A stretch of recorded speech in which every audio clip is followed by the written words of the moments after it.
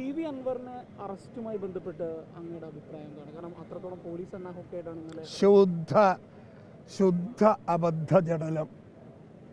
ഒരു ഒരു ഒരു ഒരു ഒരു ഭരണകൂടം ഇത്ര മാത്രം തരംതാവാൻ പാടില്ല. ഞാൻ ചോദിക്കുന്നത്, അൻവർ ചെയ്ത കുറ്റം എന്താ? അൻവറുടെ പ്രതിഷേധം അറിയിച്ചു.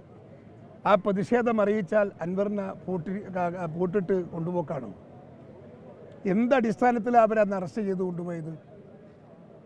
അയാളെ വേറെ എന്തെങ്കിലും പ്രശ്നങ്ങൾ ഉണ്ടാക്കിയോ? ഒന്നുമില്ലല്ലോ. അദ്ദേഹത്തിൻ്റെ പ്രതിഷേധം പ്രകടിപ്പിച്ചു. ആ പ്രതിഷേധത്തിനകത്ത് വസ്തുതയില്ലേ? സത്യസന്ധമായ കാര്യങ്ങളില്ലേ? കൃത്യമായി അദ്ദേഹം പറഞ്ഞ കാര്യം അതൊരു സത്യസന്ധമല്ലേ? ആർക്കെങ്കിലും ഇല്ലെന്ന് പറയാൻ പറ്റുമോ? ഇല്ലല്ലോ. അതങ്ങനെ പറഞ്ഞു പോയാൽ അദ്ദേഹത്തെ അറസ്റ്റ് ചെയ്ത് ജയിലിൽ കൊണ്ടുപോവുക എന്ന് പറയുന്നത് ഇതെന്താ കാടത്തരമാണോ ഇവിടെ ഭരിക്കുന്നത്? കാടന്മാരാണോ ഭരിക്കുന്നത്? അല്ല ജനാധിപത്യപരമായി വിശ്വാസമുള്ളവരാണോ? ആരായി കേരളം ഭരിക്കുന്നത്? എന്തിൻ്റെ അടിസ്ഥാനത്തിലാണ് അദ്ദേഹത്തെ അറസ്റ്റ് ചെയ്തത്? എന്താ അദ്ദേഹം ചെയ്ത കുറ്റം?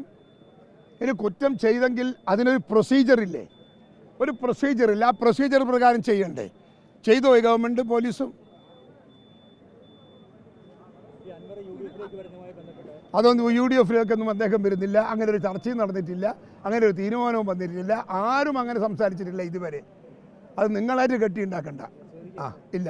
ഈ നവീൻ ബാബുവിൻ്റെ ആത്മഹത്യയുമായി ബന്ധപ്പെട്ട് നിലവിൽ CBI അന്വേഷണം വേണ്ട എന്നാണ് ഹൈക്കോടതിയുടെ ഇപ്പോഴത്തെ ഒരു തീരുമാനം. അതിപ്പോൾ കോടതിക്ക് എതിരായിട്ട് പറയാൻ നമുക്കിപ്പോൾ പറ്റുമോ? കോടതി പറയുന്നത് കോടതിയുടെ വാക്ക്. അതിനകത്ത് എന്തെങ്കിലും വസതി ഉണ്ടോ എന്നുള്ളത് നമ്മൾ പരിശോധിക്കാം. ഇനി അതല്ല അതിനെ ചലഞ്ച് ചെയ്യേണ്ട ആവശ്യമുണ്ടെന്ന് തോന്നിയാൽ ഞങ്ങൾ ചലഞ്ച് ചെയ്യും. കോടതി പറയുന്നതെല്ലാം നമ്മൾ കണ്ണും പൂട്ടി സ്വീകരിക്കണം എന്നില്ലല്ലോ. കോടതി പറഞ്ഞതിനകത്ത് തെറ്റുണ്ട് എന്ന് നമുക്ക് ബോധ്യപ്പെട്ടാൽ നമ്മൾ തിരുത്താൻ നമ്മൾ ശ്രമിക്കും, ഉറപ്പായിട്ടും.